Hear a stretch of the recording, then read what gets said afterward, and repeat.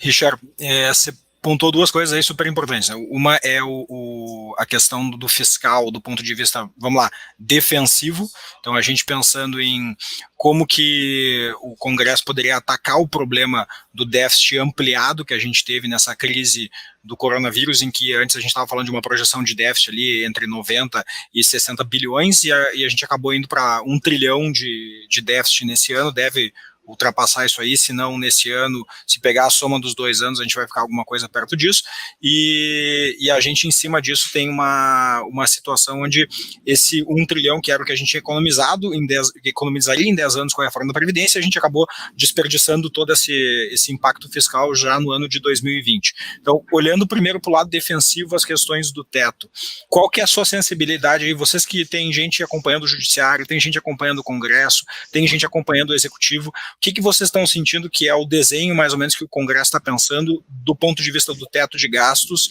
se houver flexibilização? A gente está falando de flexibilização dentro das próprias regras que o teto de gastos já estabeleceu na emenda constitucional de 2016, ou a gente está falando de flexibilizações fora do teto de gastos? Porque eu acho que dependendo do que a gente vai ver, se é dentro ou se é fora, o impacto do mercado vai ser diferente, na minha percepção. Não, vai ser diferente, sim. Acho que assim, as flexibilizações dentro do teto, elas não preocupam tanto assim no mercado. Aí você vai falar mais da qualidade do gasto do que do gasto em si, fora do teto, quanto isso traz de problema.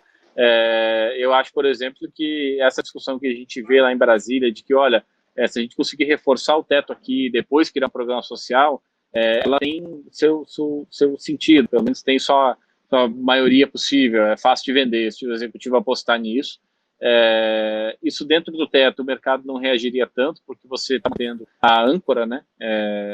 Dali, enfim, tem o teto, tem o limite de gasto. Então, o que você faz para baixo do limite de gasto, se você vai construir estradas, se você vai fazer programa social, desde que ele não tenha outro vegetativo, como tem a folha de serviço público, e venha causar pressão no teto daqui um tempo de novo, acho que o mercado não reage tanto assim, né? Iniciativas como nós vimos aí nos últimos meses, de exceções de investimento ou mesmo tirar programa social fora do teto, mesmo que com receita específica, porque se você assim, tem uma confusão, né? Parece que tirou do teto ou você trocou a despesa no teto, está tudo resolvido, e não está. Você tem uma série de regras ali que não te permitem fazer isso assim com tanta facilidade. Então, assim, gasto fora do teto, acho que é um problema, tá? Se a gente tiver uma emenda constitucional passando com investimento fora do teto, programa social fora do teto, mesmo com a criação de um imposto específico para financiar isso, eu acho que a ação do mercado é ruim, com razão, porque você aí não dá perspectiva para esse gasto, né? O gasto fora do teto, ele não tem limite, então não está sujeito a nenhuma outra regra constitucional como estão os gastos, por exemplo. O risco, assim, que a gente enxerga bom, esse semestre agora, assim, a gente está vivendo ainda o resultado do gasto do primeiro semestre, né, e do que foi feito no segundo. Acho que foi um gasto meritório, sabe? O governo evitou que a economia colapsasse, basicamente, e que as pessoas ficassem passando fome em casa. Então, o que foi feito, foi feito. Tá? Só que do lado legislativo, o governo não propôs muita coisa e o Congresso não tem muita capacidade de fazer isso sozinho. Então, você não teve a PEC emergencial sendo enviada como deveria ter sido enviada, aquele relatório é fraco.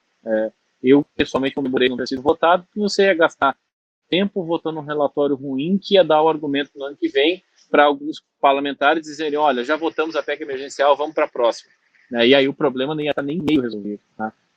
Então, acho que a discussão, assim, o presidente Bolsonaro foi muito feliz, né, em definir que em março do ano que vem é o momento ideal, pelo menos depois da eleição da Câmara e do Senado, é o momento ideal, em fevereiro, março, para você voltar a discutir esse assunto com mais calma, né? Sem ser no calor dessa eleição agora de Câmara e Senado, e acho que o Congresso tem pouca iniciativa, tá? Tem uma PEC que a gente sabe, que é a 431, que está na Câmara, que é do presidente Rodrigo Maia, tem muita participação nela, e o deputado Pedro Paulo, né? Ela também cria uma série de gatilhos, ela também reforça o teto ali em vários aspectos, né? Essa PEC, se fosse votada, acho que o mercado reagiria muito bem. E a emergencial, que poderia ser um Ctrl-C, Ctrl-V dessa, que começaria pelo Senado, muito por essa disputa, Rodrigo Maia, Paulo Guedes, muito mais por isso do que qualquer outra imposição da realidade. Sinceramente, tem muito ego envolvido nisso. Então, assim, essa iniciativa acho que é a grande coisa, tá? para além disso, você tem reforma tributária, que aí é ganho de produtividade, aí você não tem, você não está corrigindo problemas emergenciais, está resolvendo problemas futuros, que eu acho que é sensacional, mas não é a prioridade para o momento, né? E você tem outras iniciativas, como independência do Banco Central, né, cabotagem, tudo isso que o ministro Paulo Guedes propõe aqui e lá, que isso também traz ganho de produtividade. Agora, essa agenda, assim, acho que tem que ficar muito claro isso para quem está escutando a gente. Essa é uma agenda do executivo, ela tem que vir do executivo. Se deixar para o legislativo fazer, não vai sair. E a gente repete esse semestre agora, que já é dia metade aí de dezembro, e não aconteceu nada.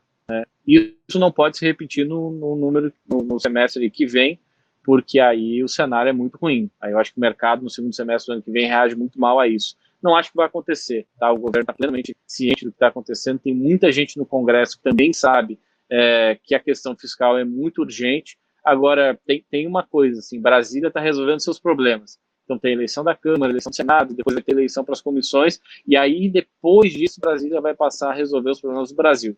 Enquanto Brasília tem problemas de Brasília, resolve primeiro os problemas de Brasília, depois vão resolver os problemas do Brasil.